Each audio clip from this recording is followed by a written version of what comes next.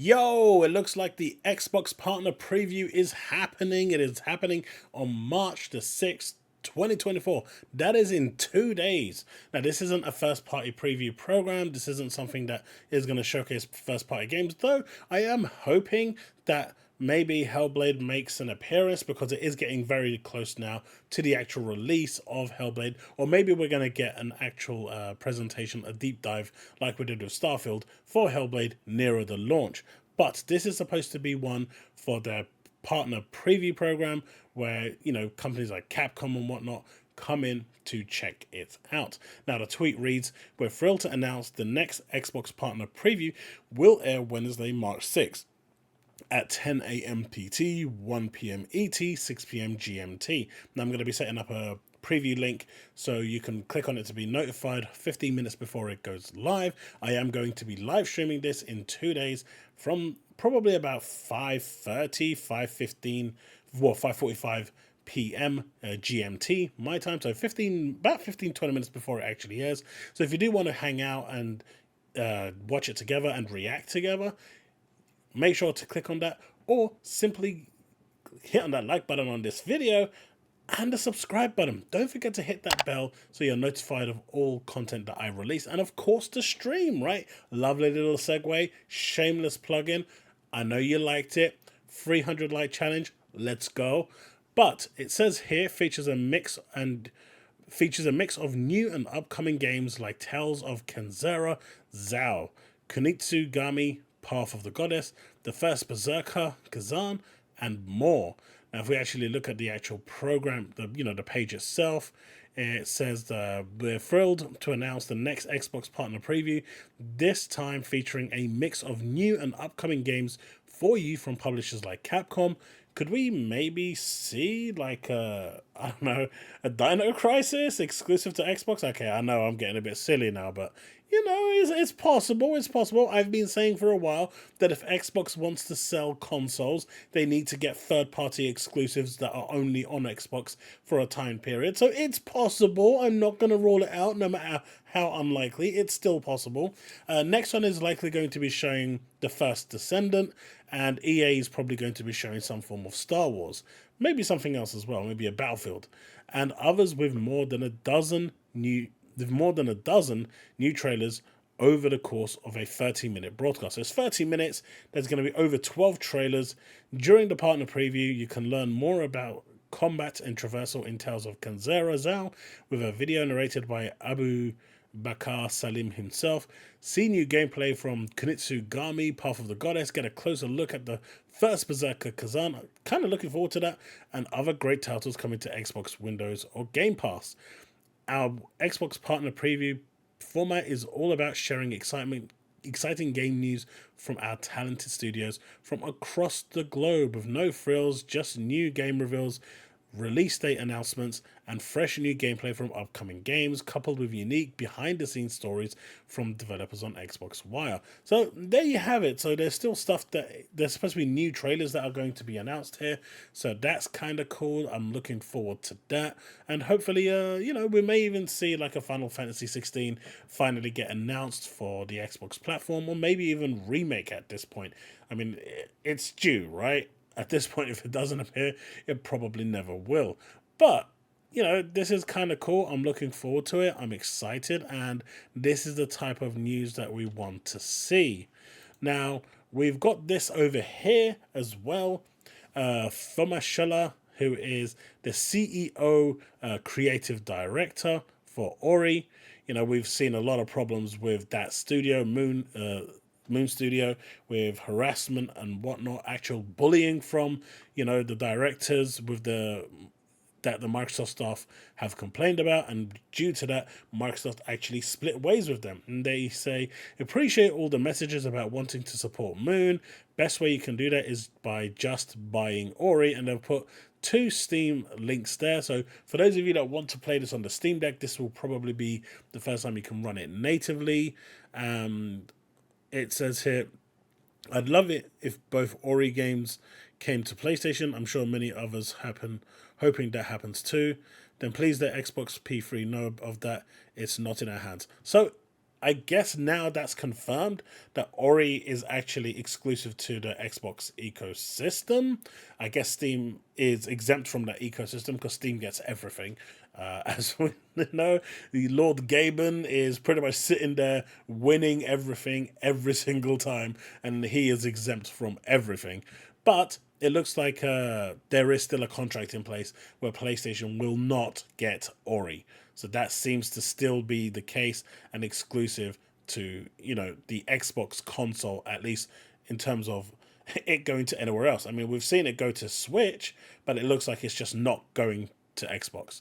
Why not on Xbox Store? Because then people get it on Game Pass, and that doesn't help Moon when it's already available to buy on Xbox Store anyway. So I don't really get that, but at the end of the day, there's been a lot of trouble with Moon.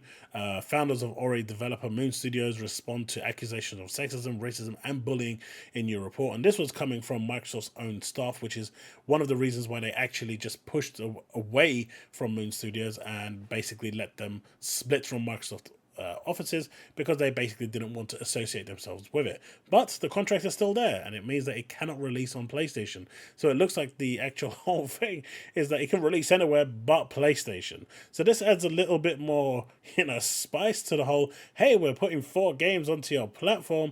It adds more weight that this is purely to appease the FTC, and these are games that really just didn't kick off on Xbox. They didn't really have the financial numbers that it wanted, so they're pushing them out to hopefully. I mean, Sea of Thieves is obviously one that did do numbers, has got a lot of players, but despite people saying that it shouldn't go multiplat, it is what it is. My view, so I'll leave that there. But that's that. Now, Ozymiandis says, Game Pass exists on PC as well. Putting that aside, did the whole Game Pass deal not also include your studio? Were you forced into something? By the time a game gets on Game Pass, they've already been paid very handsomely. Now, clearly the relationship between Moon Studios and Microsoft is very rocky. This dude doesn't do anything to try and make sure that doesn't spill out. It's pretty sad that is what is happening, but it is what it is at the end of the day, and that's that. But it looks like Ori is coming to PC in terms of Steam. It should already be available on Game Pass PC, and yeah, though you can't natively download it on the Steam Deck, you can on the Asus ROG, so do keep that in mind. Now, there is this one over here. This is a really weird one, and we've been talking about PlayStation 5, charging for the PS5 Pro around $700. That's the price I was predicting. But it looks like a collector's edition with All-Star Brawl is coming to Xbox for a SpongeBob console with a customized controller. And this is going to set you back $700. Now, considering the console itself is around $450 and it is still being slashed in places to sell more consoles, I think this is a bit extravagant, and I think Microsoft need to kind of maybe readjust that thinking. I know it comes with the game, and it's all customized and exclusive and whatnot, but at the end of the day, $700 does seem a little steep for the same power and just a skin that you can probably buy off the, off eBay or something, and just put a vinyl skin around it and have the same thing.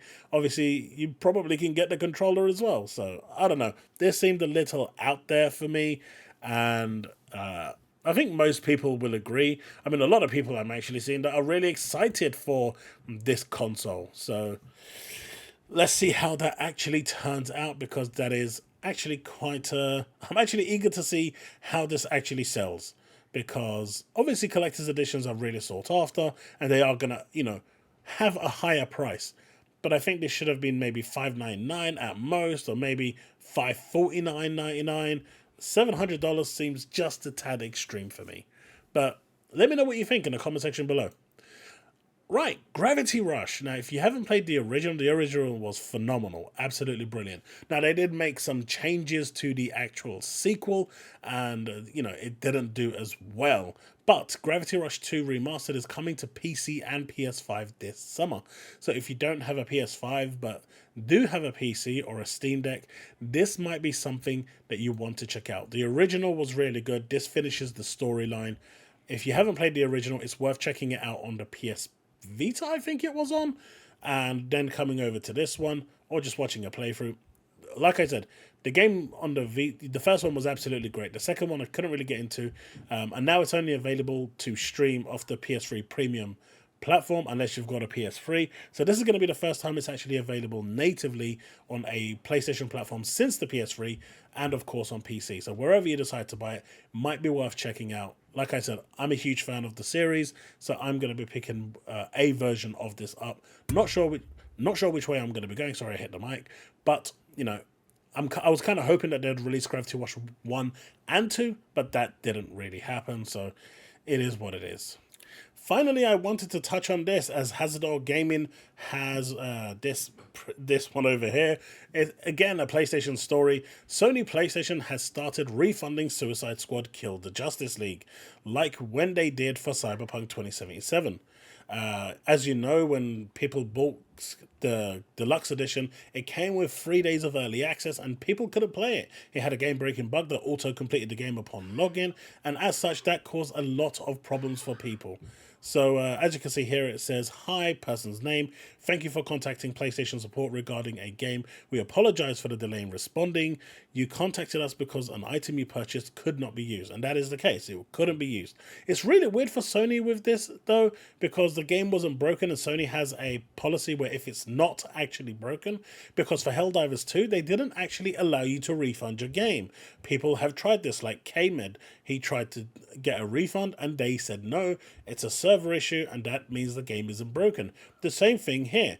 It was a server issue, the game itself wasn't broken.